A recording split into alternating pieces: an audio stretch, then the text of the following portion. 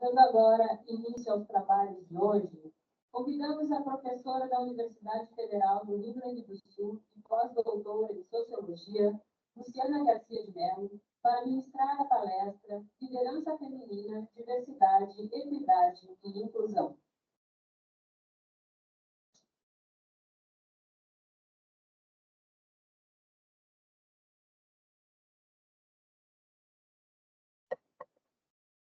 Bom dia a todos e todas. Bom dia.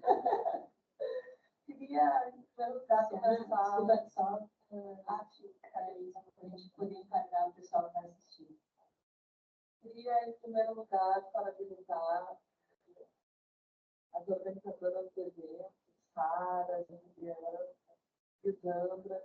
Acho que nós precisamos realmente de momentos como esse, momentos de reflexão, momentos de realmente colocar em discussão a condição da mulher, a situação da mulher, sobretudo no mercado de trabalho, que é o que eu vou falar basicamente na palestra de hoje, e que nós realmente temos ainda muitos desafios a serem enfrentados.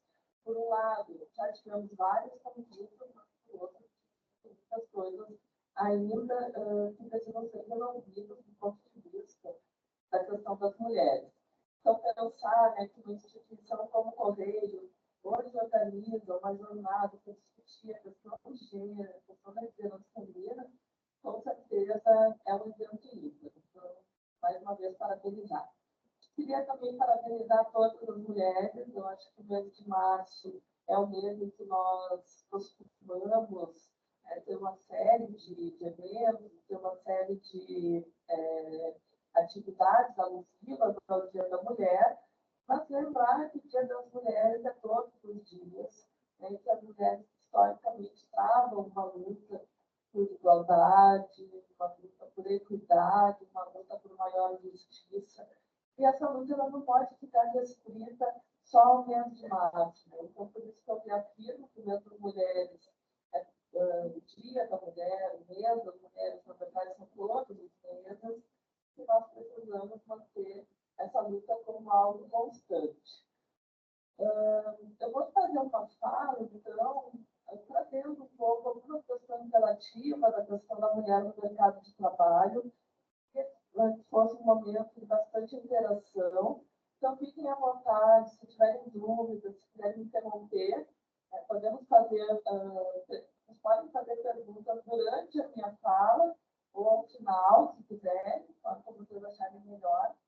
E a minha ideia é basicamente mostrar um pouco a luta das mulheres, como ela foi se constituindo, vou tentar desconstruir um pouco a categoria mulher, vou tentar mostrar as diferenças de raça, como algo importante, falar um pouco da situação das mulheres no mercado de trabalho, passar pelos desafios que ainda persistem e, por fim, para terminar minha fala, eu queria trazer um pouco que mudanças podem ocorrer, o que nós podemos almejar, então, ou que mudanças estão sendo postas em prática. Então, a gente sabe que as mulheres elas travam uma luta histórica. Eu poderia, por exemplo, começar a minha fala trazendo a luta do movimento feminista. Mas, por uma questão de tempo, eu optei por restringir a minha discussão mais da questão do trabalho. Tá? Então, uma das primeiras questões, nós somos uma sociedade que viveu durante muitos anos no regime de escravidão, nós somos uma sociedade que foi colonizada. Isso tem um grande peso para a população feminina. Então, a gente tem duas questões importantes. Durante o período colonial, as mulheres brancas elas estavam relegadas ao segundo plano, tanto do ponto de vista político quanto do ponto de vista econômico. De um modo geral, as mulheres brancas elas eram ensinadas, elas eram... eu coloquei muita questão de ensinadas, porque essas mulheres elas não tinham acesso ao sistema de ensino, porque a partir daí já começa a construir uma situação de desigualdade. Então, basicamente, as mulheres elas eram ensinadas a terem boas esposas, serem boas mães, e o espaço público era um espaço reservado. O espaço público era basicamente reservado aos homens. A gente sabe que isso não é uma realidade só da sociedade brasileira, mas por nós sermos uma sociedade colonizada, isso perdurou por mais tempo, né? Então, as mulheres brancas, elas ficavam nessa situação de precarização social. Por outro lado, as mulheres negras, além de estarem submetidas, né, a essa norma cultural que relegava as mulheres ao segundo plano, elas ainda sofriam condições degradantes que estavam relacionadas ao próprio regime de escravidão. Então, uma das questões que a gente tem importante é que essas mulheres, elas trabalhavam em atividades públicas, por exemplo, tinham mulheres negras nas plantações, tinham mulheres negras e tudo que é tipo de atividade penosa. As mulheres negras, elas tinham a sua feminilidade negada. Então, o próprio questionamento até que pontos as mulheres eram de fato vistas como mulheres. A própria questão da maternidade, que era negada, então tinha toda uma série de questões que tornava a situação da mulher negra ainda mais degradante. Eu trouxe aqui um discurso que eu vou falar da Sojourner Truth. A Sojourner Truth, ela é uma mulher negra, ex-escrava, uma mulher negra norte-americana, foi uma das líderes do movimento abolicionista dos Estados Unidos. Pode parecer um pouco fora de contexto, mas o discurso da Sojourner Truth é um discurso muito emblemático, porque ele dá conta não só da condição das escravas norte-americanas, mas ele permite refletir sobre a condição das mulheres escravas também no Brasil. Então, vou ler rapidamente, né? Esse discurso foi feito numa convenção, né, que colocava em discussão a abolição e a luta por direitos das mulheres, no século XIX, e a Sojourner Truth, ela vai levantar a mão e vai pedir a fala. E aí ela diz o seguinte: aqueles homens ali dizem que as mulheres precisam de ajuda para subir em carruagens e devem ser carregadas para atravessar valas, e que merecem o melhor lugar onde quer que estejam. Ninguém jamais me ajudou a subir em carruagens ou a saltar sobre poças de lama, e nunca me ofereceram melhor lugar algum. E eu não sou uma mulher? Olhem para mim, olhem para meus braços. Eu arei e plantei, e juntei a colheita nos celeiros, e homem algum poderia estar à minha frente. Eu não sou uma mulher? Eu poderia trabalhar tanto e comer tanto quanto qualquer homem, desde que eu tivesse oportunidade para isso. Exportar o açoite também. Eu não sou uma mulher? E pari 13 filhos e vi a maioria deles ser vendida para a escravidão. E quando eu clamei com a minha dor de mãe, ninguém, a não ser Jesus, me ouviu. Eu não sou uma mulher. Então, eu trouxe esse discurso para a gente pensar não só nessa condição degradante das mulheres negras, né, e tudo que implica, né, o ser uma mulher negra numa sociedade escravocrata, né, que é a realidade, foi a realidade da sociedade norte-americana, né, foi também a realidade da nossa sociedade.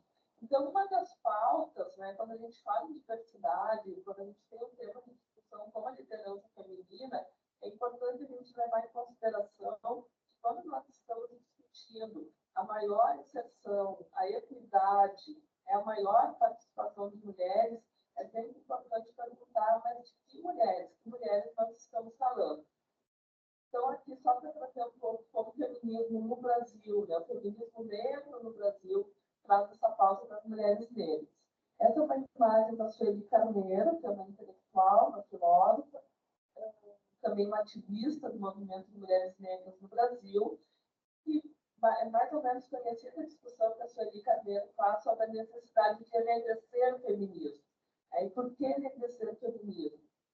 Porque nós sabemos que o movimento feminista ele tem uma luta histórica e várias conquistas podem ser mencionadas, né? avanço nos direitos reprodutivos, avanço no que diz respeito à proteção das mulheres, avanço no que diz respeito a questões de saúde, mas esses avanços, eles nem sempre contemplam todas as mulheres, ou seja, mulheres negras, mulheres pobres, não necessariamente, né, elas conseguem ser beneficiadas pelo avanço do feminismo.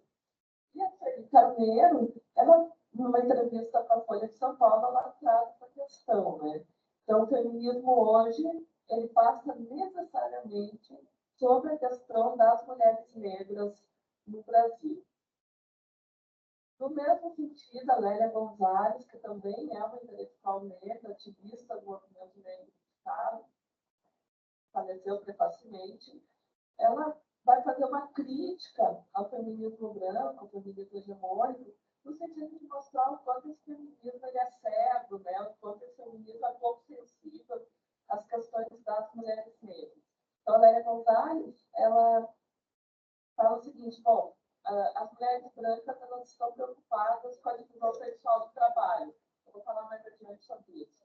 Evidentemente que a divisão sexual do trabalho ela é um problema, mas nós não podemos deixar de falar também da divisão racial do trabalho.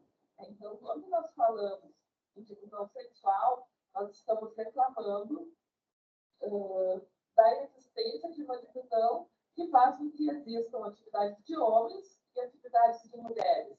De um modo geral, as atividades mais qualificadas, as atividades que exigem maior competência técnica, no imaginário social, elas são associadas aos homens.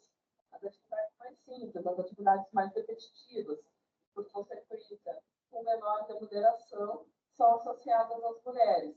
Isso, com certeza, é uma barreira que nós ainda precisamos vencer. Por outro lado, assim como nós temos essa divisão entre trabalhos femininos e trabalhos masculinos, nós também temos uma divisão entre trabalhos de negros e trabalhos de brancos. Eu vou falar mais adiante, mas, por exemplo, se eu perguntar para vocês sobre o trabalho doméstico no Brasil, quais são as mulheres, qual é a cor ou raça das mulheres que majoritariamente estão no trabalho doméstico no Brasil? Mulheres negras.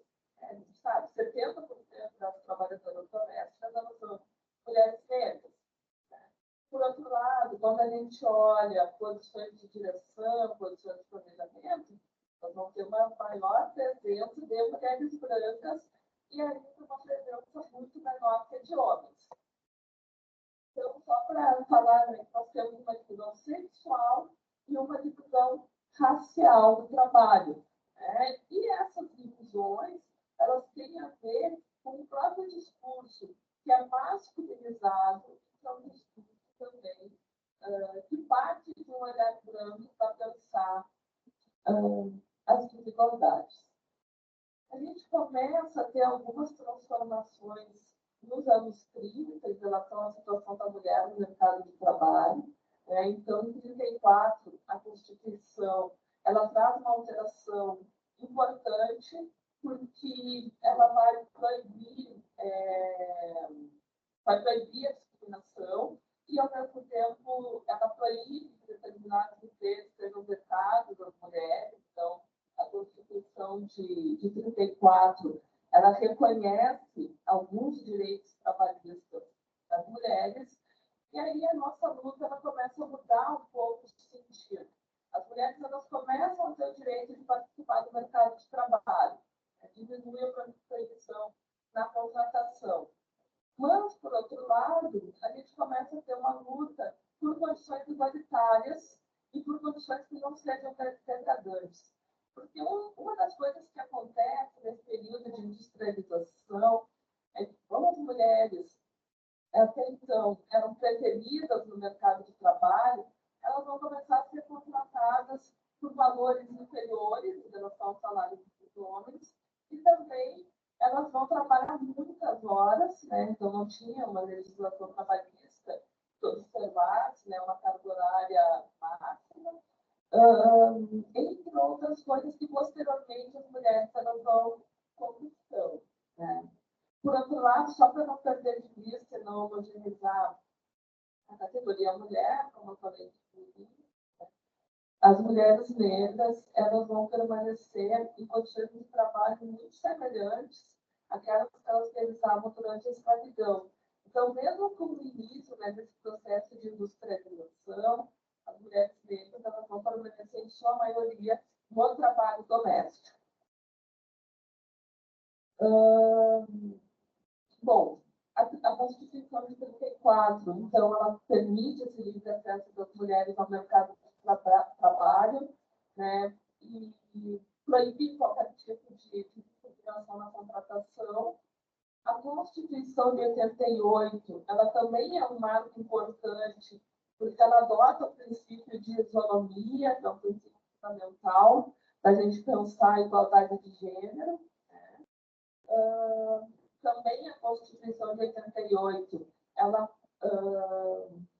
proíbe a prática de diferenças salariais, e isso é uma conquista do movimento feminista que já vinha pautando, né, e já vinha apontando igualdade de rendimento em relação a homens e mulheres. E a partir da Constituição de 88, a gente vai ter a licença maternidade. Queria agora falar um pouco sobre a inserção e a participação das mulheres no mercado de trabalho. Em primeiro lugar, assim, a gente vai perceber, a partir de alguns gráficos e tabelas que eu vou falar, que nós tivemos muitos avanços. Tá? Então, o que eu quero mostrar é que, por um lado, nós tivemos importantes conquistas, mas, por outro, eu quero mostrar que alguns desafios persistem. Então, em 1970, eu quero chamar a atenção que 1970 não é um tempo muito distante. Tá? 1970 está um pouco mais de 50 anos. Apenas 18% das mulheres trabalhavam. Então, 18% é muito pouco. Isso significa que a maior parte das mulheres estavam excluídas do mercado de trabalho. Se nós formos pensar em mercado de trabalho formal, ou seja, mercado de trabalho com carteira assinada, a participação ela é ainda menor. Então, a partir da década de 70, é que a gente vai ter uma maior inserção das mulheres no mercado de trabalho. E isso vai estar relacionado, basicamente, a 3 fatores. Primeiro, o processo de expansão econômica e aumento da urbanização, que vai criar uma demanda por mais trabalhadores, né, justamente nesse período. Mudanças em normas, convenções sociais e culturais, então, aqui na década de 70, né, a própria questão do divórcio, que muda um pouco a configuração das famílias, começam a aparecer as famílias chefiadas por mulheres, e as famílias chefiadas por mulheres significa também uma participação dessas mulheres chefes de família no mercado de trabalho. E mudanças nos papéis de gênero na sociedade, que é quando nós começamos a ver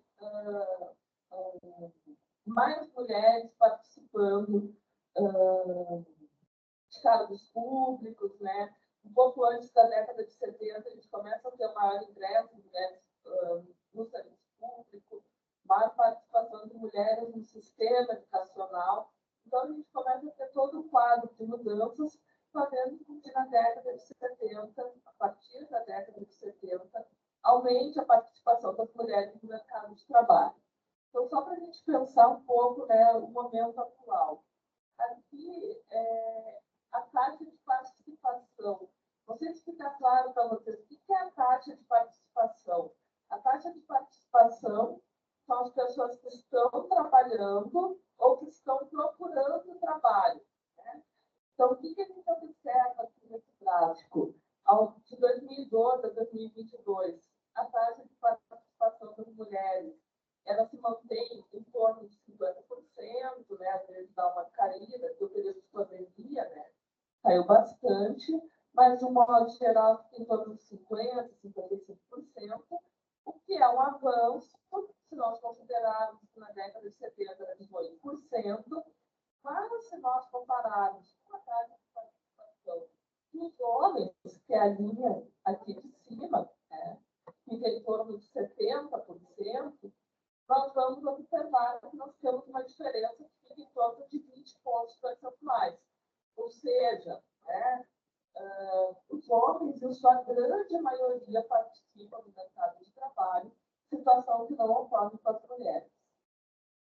Isso é uma situação, né, da taxa de participação se repete em diferentes regiões metropolitanas, Porto Alegre, Recife, Belo Horizonte, Salvador, São Paulo, também no Distrito Federal. A gente tem essa constante de uma taxa de participação dos homens maior que das mulheres, e a taxa de participação das mulheres negras é maior que as mulheres brancas. Também pode estar relacionado, né, a uma situação econômica desfavorável que joga essas mulheres com mais intensidade no mercado de trabalho. Eu trouxe esse dado aqui para a gente ver um dos desafios, que é justamente o desafio da equidade.